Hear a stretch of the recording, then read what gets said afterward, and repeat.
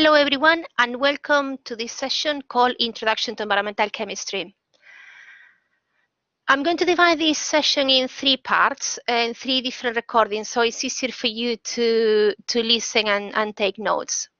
In the first part of this session, we'll cover an introduction to the various definitions of environmental chemistry, and also I will be looking at the system models for Earth, how the Earth can be defined as a complex system that can be subdivided in 4 different subsystems, what we call the 4 spheres of Earth, and you might have probably heard of them: geosphere, atmosphere, hydrosphere, and biosphere. The second part of the recording will be a brief overview of what each of those subsystems entails. And then in the final part of the recording, I'm going to be talking about how chemistry links the different parts of those subsystems, those 4 subsystems, and how we can use chemical processes to track the changes and the interactions between those subsystems. There are various definitions of environmental chemistry, and from Wikipedia to University of Toronto in Canada to the definition by Manahan in environmental chemistry. Scientific study of chemical and biochemical phenomena that occur in natural places. Environmental chemistry, not to be confused with green chemistry. Green chemistry seeks to reduce pollution at its source, to prevent pollution before it takes place. Chemistry of the environment studies the chemical processes that occur in the natural environment. The definition by the University of Toronto: a study of chemical processes occurring in the environment which are impacted by humankind. So there's this aspect of humans interacting with the chemical processes that take place in the environment and changing those processes. And the definition by Manahan: a study of the sources, reaction, transport, effects, and fates of chemical species in water, soil, and air environments, and the effects of technology on them. So as you see, the 3 definitions pick up on the chemistry of the natural environment and the reactions that the chemical processes that take place in the natural environment, and the impact that we humans have in those reactions. What are we going to be doing? Well, in chemistry of the environment, we are going to be studying chemical processes in air, water, and soil. We're going to be looking at the composition of the natural environment, the processes that take place in the natural environment, air, water, and soil, and the kind of changes that human activity produces in those processes. Earth can be. What are we looking at? We are going to be looking at Earth can be considered a closed system, which means that exchange energy with the surroundings, but in general it does not exchange mass, or is negligible. So our main considerations when we are looking at chemistry of the environment is the composition, the species distribution, what elements we can find in the environment, and in what compounds are they, in which form are they, which compounds are they making. That's what we mean with the species distribution. So when we have oxygen, we can have oxygen in the environment, as you will see in the next few slides, as oxygen, as the compound O2, diatomic oxygen, which is part of the air we breathe.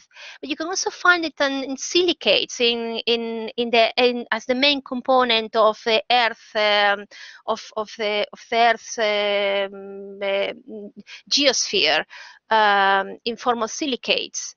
so you have oxygen as the element in different compounds. And that is what we are looking at when we are looking at what we're really looking at in chemistry of the environment. What elements can we find, in which form they are in, what is the species you can find it, and in those particular conditions, solid, gas, liquid, at different pHs. The chemical process, the interaction between the chemicals in the hydrosphere, the atmosphere, and the terrestrial, I should say environment there, and the biosphere, living organisms, and anthropogenic effects. What is the effect of us humans on those natural processes, and how that changes the natural distribution of the various elements, compounds we are looking at, and the different reactions that take place in the environment. As I was mentioning before, Earth is a closed system, which means that it exchanges energy with the surroundings, but very little, negligible exchange of mass.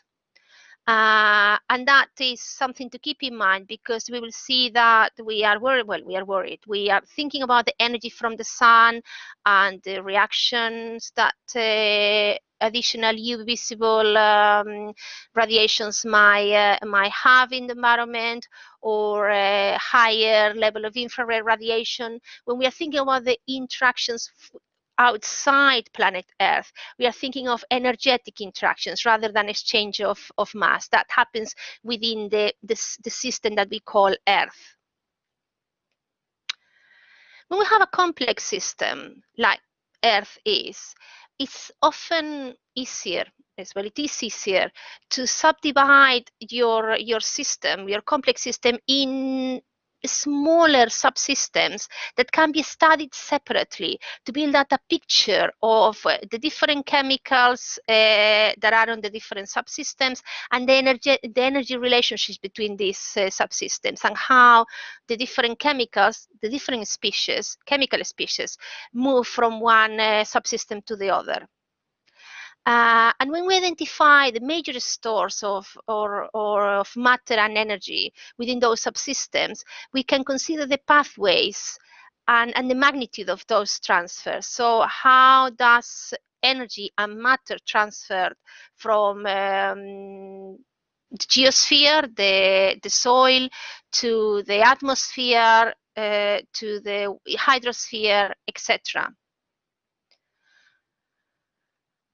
The four spheres we divide Earth is geosphere or lithosphere, which is the solid Earth.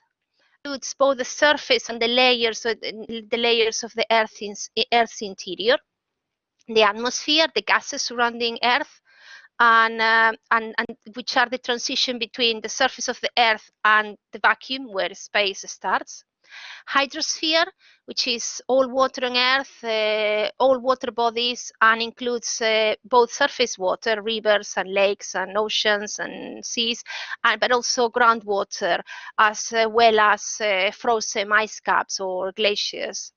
And finally, biosphere, which is the life on Earth, the life zone, and includes the organic matter that has not yet fully decomposed, and all the living organisms that live on Earth. And I would like to finish this part of the recording with this lovely picture that is trying to show the interconnection of, the four spheres that constitute Earth, which we divide Earth in those four spheres because it's easier to understand the processes if we tackle them separately, and it's easier to keep track of how energy and matter move from one sphere to the other, but always keeping in mind that this is a division, an artificial division that we make to make our life easier, to break down a complex system into smaller, more easily understandable systems. But at the end of the day, we have Earth as one big system that encompasses these different spheres. So thank you for listening, and now you can move on to part 2.